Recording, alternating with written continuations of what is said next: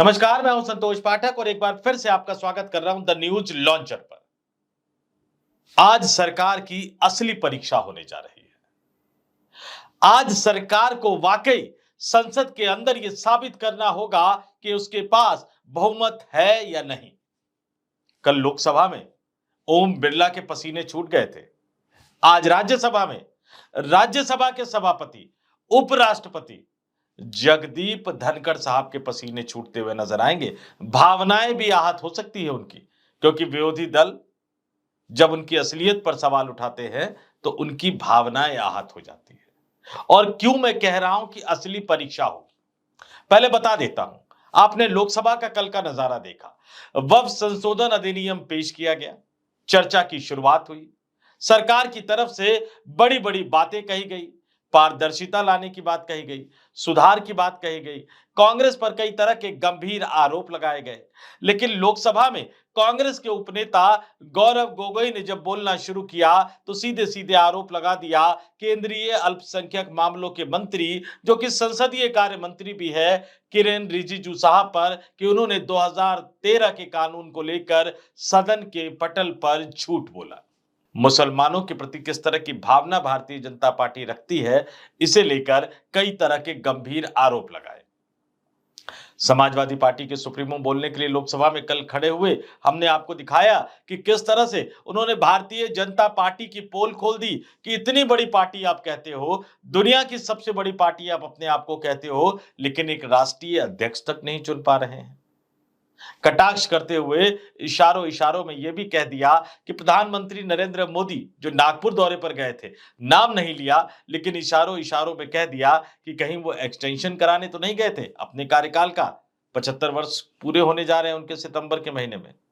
तो लोकसभा में विरोधी दल के सांसद एक एक करके सरकार की पोल खोल रहे थे, सरकार पर तीखे हमले बोल रहे थे, और लोकसभा अध्यक्ष ओम बिरला साहब के पसीने छूटते हुए नजर आ रहे थे। और आज राज्यसभा के सभापति जगदीप धनखड़ की बारी है, क्योंकि भारतीय जनता पार्टी राज्यसभा के अंदर बहुमत के बॉर्डर पर खड़ी है। बल्कि तकनीक की दृष्टि से मैं कहूं तो भारतीय जनता पार्टी के पास राज्यसभा में बहुमत भी नहीं है, और वक्फ संशोधन अधिनियम पारित करवाना चाहती है सरकार।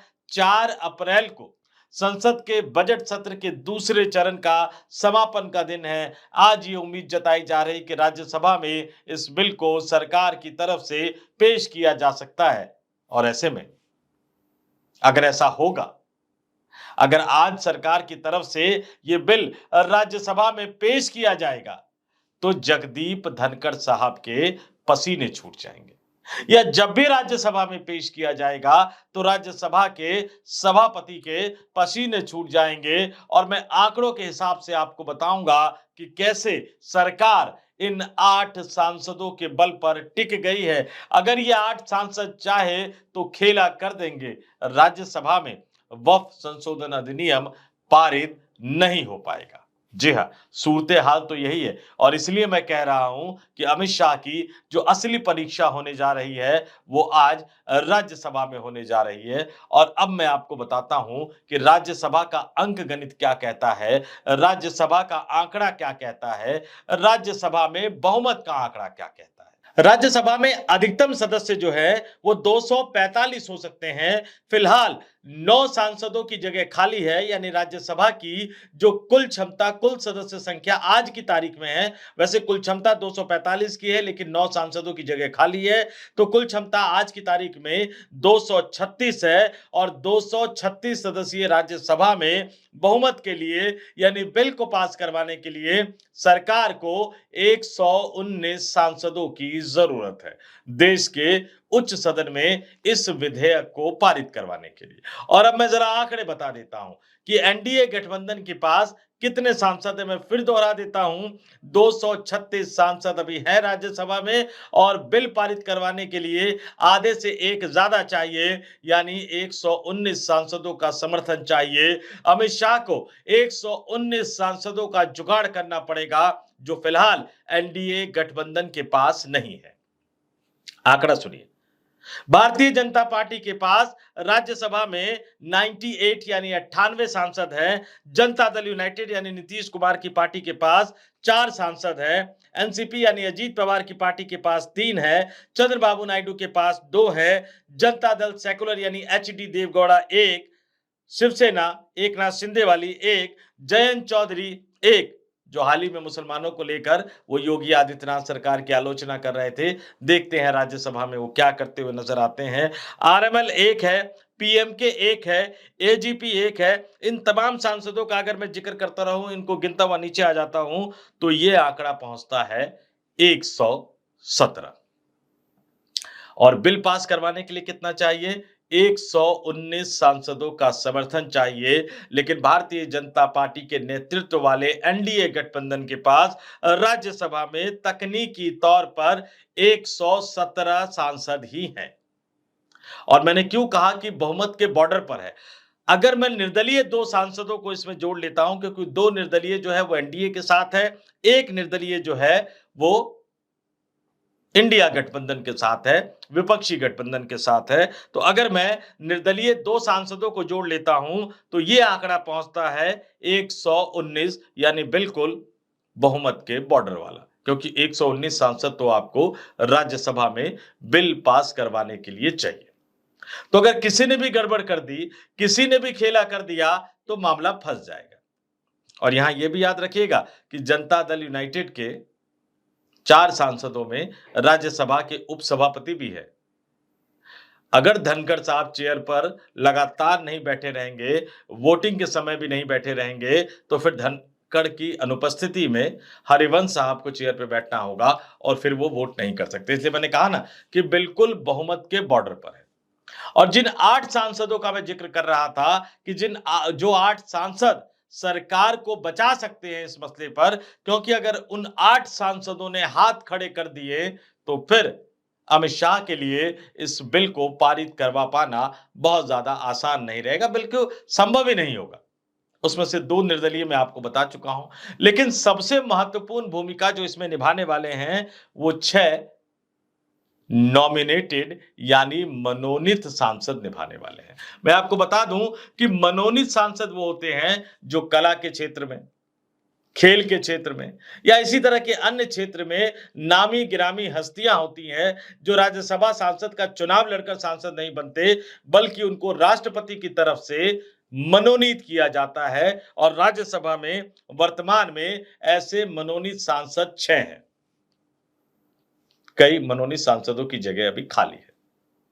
तो जिन 8 सांसदों के बल पर मोदी सरकार राज्यसभा में टिक गई है, जिनके भरोसे टिकी गई है, उसमें 2 निर्दलीय सांसद चाहे तो खेला कर सकते हैं, और ये 6 नॉमिनेटेड यानी मनोनीत सांसद भी चाहें तो खेला कर सकते हैं। मैं जिक्र कर देता हूं, इसमें रंजन गोगोई साहब हैं। जी हां, आपने सही पहचाना, सुप्रीम कोर्ट के पूर्व मुख्य न्यायाधीश गोगोई साहब भी नॉमिनेटेड मेंबर हैं राज्यसभा के। डीवी हेगड़े साहब है, इले राजा साहब है, सुधा मूर्ति जी, आपने अच्छी तरह से पहचान लिया। सुधा मूर्ति जी भी राज्यसभा की मनोनीत सांसद हैं, राष्ट्रपति द्वारा की गई। वी विजयेंद्र और पीटी उषा उरन पड़े, हम लोगों ने स्कूल की किताब में इनके बारे में पढ़ा था। ये 6 नॉमिनेटेड सांसद है, मनोनीत सांसद है, जिनके बल पर अब मोदी सरकार टिक गई है। अगर ये साथ आते हैं तो बिल को राज्यसभा से पारित करवा पाना आसान हो जाएगा, और अगर ये साथ नहीं आते हैं तो राज्यसभा में मामला फंस जाएगा, राज्यसभा में पेच फंस जाएगा।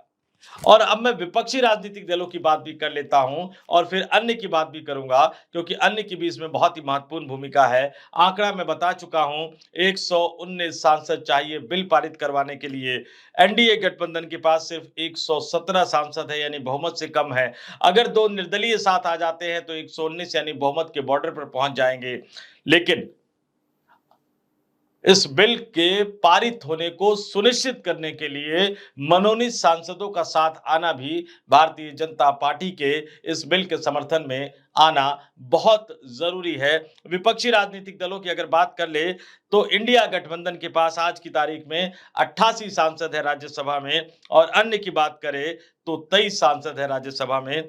इंडिया गठबंधन की बात कर लेते हैं, कांग्रेस के पास 27 है। ममता बनर्जी की पार्टी तृणमूल कांग्रेस के 13 सांसद है राज्यसभा में। आम आदमी पार्टी के 10 सांसद है, डीएमके के 10 सांसद है, राष्ट्रीय जनता दल लालू यादव की पार्टी के 5 सांसद है, समाजवादी पार्टी यानी अखिलेश यादव की पार्टी के 4 सांसद है, सीपीआईएम 4, झारखंड मुक्ति मोर्चा 3, सीपीआई 2, शरद पवार वाली एनसीपी के पास 2 सांसद है, उद्धव ठाकरे वाली शिवसेना के पास भी 2 सांसद है, आईयूएमएल के पास 2 सांसद है। आगे एक-एक सांसदों वाले कई राजनीतिक दल है। एक निर्दलीय भी इंडिया गठबंधन के साथ है। और अन्य की बात करें जिनकी बहुत ही महत्वपूर्ण भूमिका होने वाली है, इसमें वाईएसआर कांग्रेस पार्टी के पास 7 सांसद है राज्यसभा में, बीजू जनता दल के पास भी 7 सांसद है राज्यसभा में, बीआरएस की बात करूं तो 4 सांसद है राज्यसभा में, एआईएडीएमके के भी 4 सांसद है, बीएसपी 1, एमएनएफ 1, और खाली जगह मैंने 9 बता दी। और मैं फिर इस बात को कह रहा हूं कि बिल्कुल बहुमत के बॉर्डर पर भारतीय जनता पार्टी को जो खड़ी हुई है राज्यसभा में बिल पास करवाने के लिए, इन 8 सांसदों के समर्थन की जरूरत है। अगर इन्होंने कोई खेला कर दिया तो दिक्कत हो सकती है भारतीय जनता पार्टी को। और इसलिए मैं कह रहा हूं, बार-बार इस चीज को मैं कह रहा हूं कि ये परीक्षा की घड़ी है। कई राजनीतिक दलों के चेहरे से नकाब हटने वाला है। इंडिया गठबंधन की बात मैंने आपको बता दी, एनडीए गठबंधन की बात भी मैंने आपको बता दी, लेकिन जो ये अन्य हैं, ये अन्य बहुत ज्यादा महत्वपूर्ण है। वाईएसआर कांग्रेस पार्टी क्या करती है, बीजू जनता दल क्या करती है, बीआरएस क्या करती है, इन तमाम अन्य राजनीतिक दलों पर भी तमाम लोगों की नजरें बनी रहेंगी, क्योंकि इससे ये पता लगेगा, कई राजनीतिक दलों के चेहरे से नकाब हटेगा। जो मुसलमानों की राजनीति करते रहे हैं, अल्पसंख्यक समुदाय के हितों की राजनीति करते रहे हैं, लेकिन सदन के अंदर क्या करते हैं ये देखना पड़ेगा। लेकिन कुल मिलाकर राज्यसभा में सरकार के लिए इस बिल को पारित करवा पाना या पारित करवा ले जाना बहुत ज्यादा आसान नहीं रहने जा रहा है दोस्तों। तो इस वीडियो में इतना ही। मुझे यानी संतोष पाठक को दीजिए इजाजत। आप तमाम लोग देखते रहिए द न्यूज लॉन्चर। नमस्कार।